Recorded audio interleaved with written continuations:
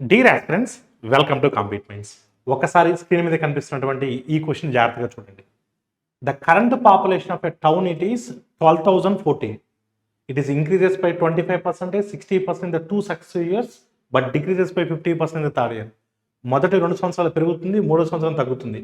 అయితే 3వ సంవత్సరం చివరిలో పట్టణ జనాభా ఎంత అంటున్నారు. ఒకసారి మీరు జాగ్రత్తగా గమనించినట్లయితే ప్రస్తుత జనాభా 12,014. మీరు ఈ 12,014 తీసుకుని వెళ్ళినట్లయితే అది చాలా సర్కస్ అవుతుంది.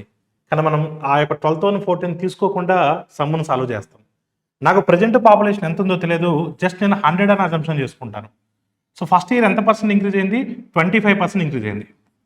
నేను 25 తీసుకోను, ఆర్డర్ సేమ్ తీసుకోవాల్సిన అవసరం లేదు, నాకు నచ్చిన ఆర్డర్ తీసుకోవచ్చు, ఆన్సర్ మాత్రం సేమే వస్తుంది. 60% తీసుకుంటాను ఈజీ చేయడం కోసం అంతే. అప్పుడు 160 అవుతుంది. సెకండ్ ఇయర్ 25% ఈజీ అవుతుంది. సో 25% అంటే ఏంటి? హాఫ్. ఒకసారి హాఫ్ చేస్తే 80, ఇంకోసారి హాఫ్ చేస్తే 40, అప్పుడు 200 అవుతుంది. థర్డ్ ఇయర్ ఏమవుతుంది? 50% డిక్రీజ్ అవుతుంది అన్నాడు. 50% అంటే 100 తగ్గిపోతుంది, 100 అయిపోతుంది. అంటే స్టార్టింగ్లో 100 పాపులేషన్ ఉన్నట్లయితే థర్డ్ ఇయర్ చివరిన కూడా మనకు 100 ఉంటుంది. అంటే దాని మీనింగ్ ఏంటి? స్టార్టింగ్లో ఎంతైతే పాపులేషన్ ఉంటుందో 3 సంవత్సరాల చివరిన కూడా అదే పాపులేషన్ ఉంటుంది. Option 3 is the right answer. Thank you all of you.